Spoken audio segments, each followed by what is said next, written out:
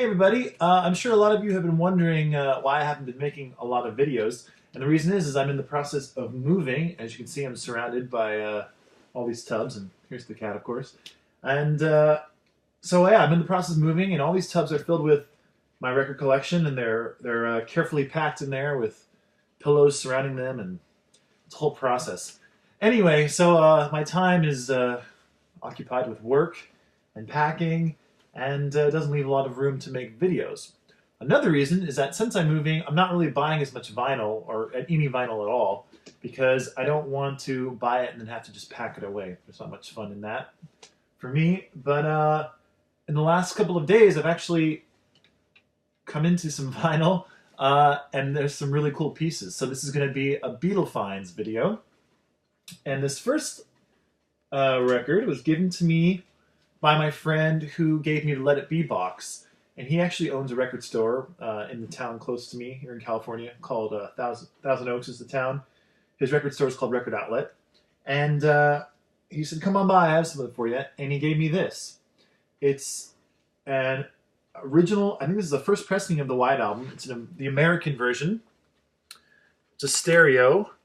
And the reason he gave it to me, the reason that it's really cool, is that it's a very low number. See if I can get this on here clear for you. There you go. So it's 005649. And it's definitely the lowest White Album I've ever had. And in fact, I don't think I actually have any numbered White Albums. So this is my first numbered White Album. And it was really nice of him to give this to me. I'm sure you all know what the White Album looks like, but if not, I'll show you the gatefold there. Shout out the Beatles. And I listened to this yesterday. Sounds pretty good. I mean, the American version of the White Album isn't the best sounding version of the White Album you can get. The German pressing is, in my opinion, the best. Also, the mobile fidelity version of the White Album is really, really good as well. Also, the remastered mono and stereo are excellent also, so you can't really go wrong with those. But here is the green Apple label and the back B-side Apple label. This is record number 1. Of course, it's a double album. I won't bother showing you the other disc, but I will show you the poster. Now, because this is an early pressing, the poster, to me, seems a little bit different. First of all, the paper that it's on, it seems like it's a thicker kind of paper, and it's not as glossy as the ones I'm used to. And I'm not going to unfold the poster all the way, because this one's kind of delicate. But I don't know if you can tell via this camera, but to my eyes, this poster is way more vibrant. The colors are just richer, especially like Ringo there with his yellow shirt and the blue blazer. It just seems like it's like the colors are just really bright, and it just seems like it's much better quality, which is awesome to have. And if you want to know what the White Album poster looks like unfolded, my older videos had it hanging on my wall there in a frame, so you can take a look at that. So that's the poster, and it looks really, really good. And in addition to that, the 4 individual photos of the Beatles that come with the White Album. Let's see if I can get them out here. They're kind of hard to get out without causing a ruckus here. There we go. These also, to me, are way more vibrant in the color. There's Ringo. There's John. I'm sure you've seen all these before. Here is Paul. There's the cat. There's Paul. And there's George. These are just, they're super nice. And yeah, just it seems like the quality is just a lot better, I guess, on these first presses, which would make sense. I suppose after a while they're trying to cut costs, and that's what happened. So anyway, that's the White Album I was given. And then while I was at Record Outlet, his store, I decided to look around, but I was like, I'm not going to buy anything, because the last thing to do is be buying more vinyl. But I did find this. It's John Lennon Plastic Ono Band, and this is an original American pressing. And there's the back with a picture of John as a little boy. On the back here it says, manufactured by Apple Records Incorporated, 1700 Broadway, New York, New York. And the reason I got this is because I have a British first pressing, but I don't have an American first pressing. And I've never had this inner sleeve like this before. I've always just had like some random inner sleeve that someone just stuck in there. So it's cool to have this. And then the actual record is in really nice shape. And there's the Apple, which is not the usual Apple we're used to seeing, but it's that John Lennon Apple label. And this one, on the inner groove here, the dead wax, I saw, where is it there? It's got the Bell Sound stamp on it. And that's the same company that did a lot of the Let It Be pressings as well. And I think they also did George Harrison's All Things Must Pass album as well. So this sounds really, really good. I listened to only just side 1 yesterday. I haven't listened to side 2 yet, but it sounded really, really good. Very loud, which is kind of nice because my other pressings of Plastic Ono Band are kind of quiet as I remember them. So nice to get a kind of a louder version in my collection.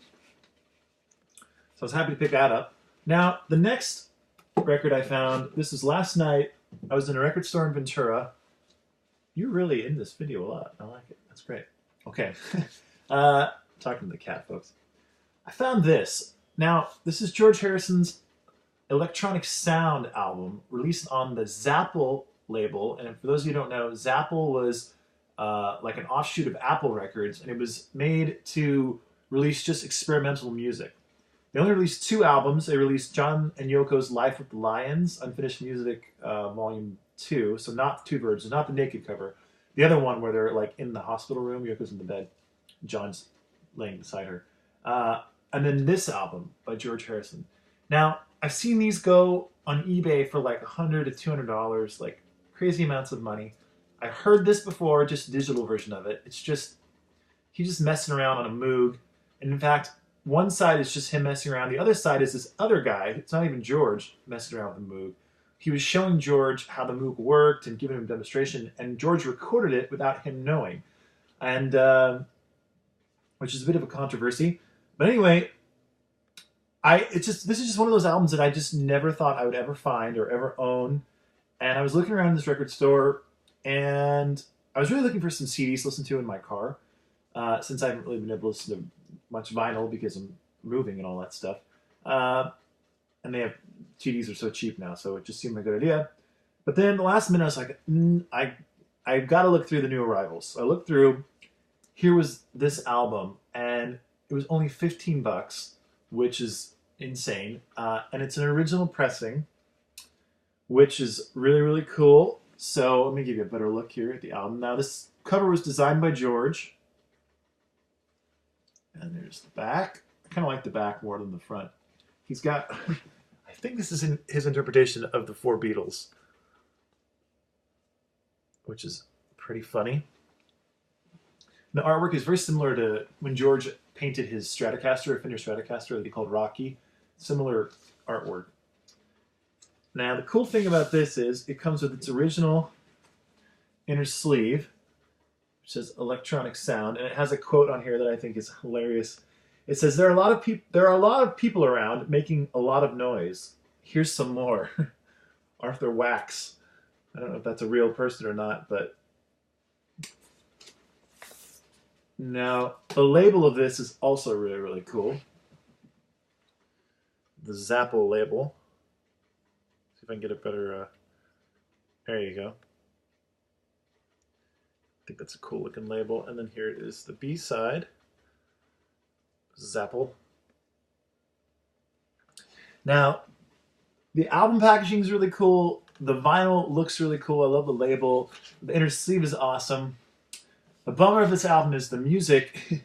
It's not really music. It's just kind of like sound effects. It's George messing around with the Moog synthesizer that he and, well, the other Beatles would go on to use on the Abbey Road album, like on Maxwell Silverhammer and little bit on Here Comes the Sun, and on Because, and on I Want You, She's So Heavy. That white noise at the very end was made with that Moog synthesizer that George uses on this.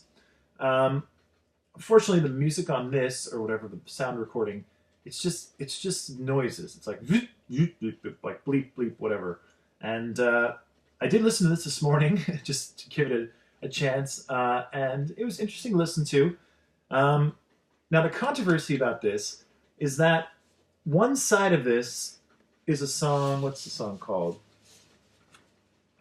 Called No Time or Space. And it says, recorded in California, November 1968, with the assistance of Bernie Krause. Now, the actual truth is that Bernie Krause is playing this music, and it's actually a composition that Bernie Krause had recorded and went on to record later on. He wrote the piece, and he was just showing George how the Moog worked. George recorded it without this guy knowing, and put it on this album. And originally, down here where it says George Harrison, produced by George Harrison, over here where there's this gray, like, written over thing, it said, and Bernie Krause. Well, Bernie Krause decided, I don't want to be involved in this, so they crossed his name out, but gave him a credit on the inner sleeve. So anyway, it's kind of, this album has a little bit of controversy around it. But I'm really happy to add it to my collection. It's definitely one of those albums that it's nice to just have and to look at and to put with all the other George albums. But I don't think I'll really ever be listening to it. Maybe I'll listen to it like every couple of years just to kind of remind myself of what it is. But anyway, I was so happy to find this. It's really, really cool. And like I said, it's one of those records that I never thought I would ever actually own or ever see in a store. So I was happy to pick this up. And then I also wanted to mention something I picked up a couple weeks ago and I've been reading, and I think it's so great. I got the book Tune In by Mark Lewison, and he is the one he wrote the Beatles recording sessions book.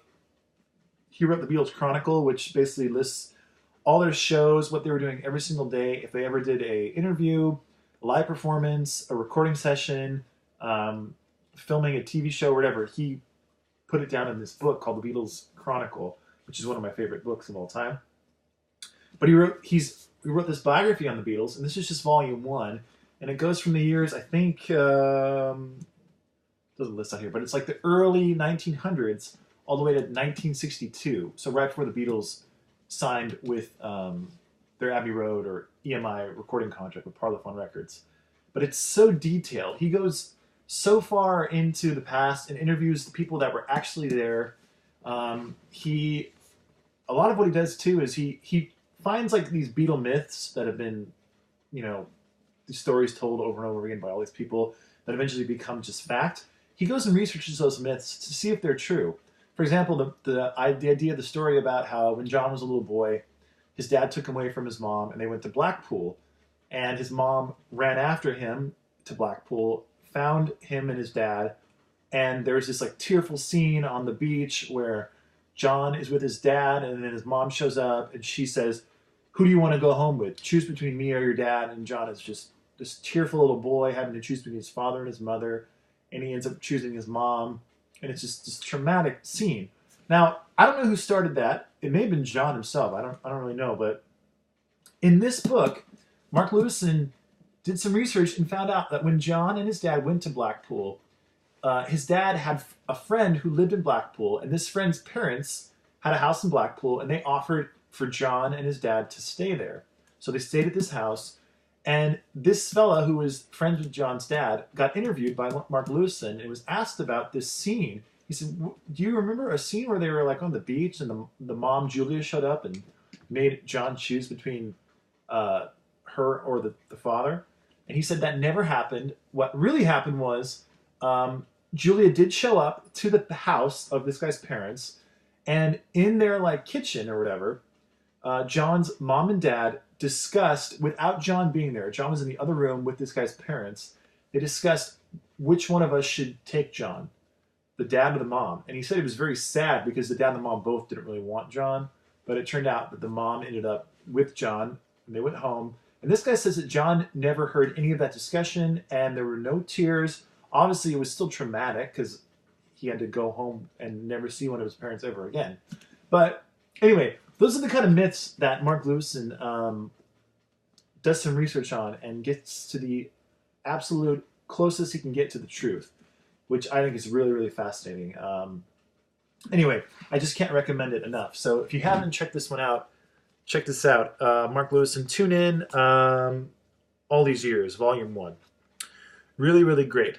Okay, so that's it for now. And like I said, it might be maybe not until next year that I make a new video, because I'm moving to my new place January 1st. And when I do, I will set up my room and I will make some more videos for you. So until then, I will talk to you all very soon. Have a fantastic holiday and a Happy New Year.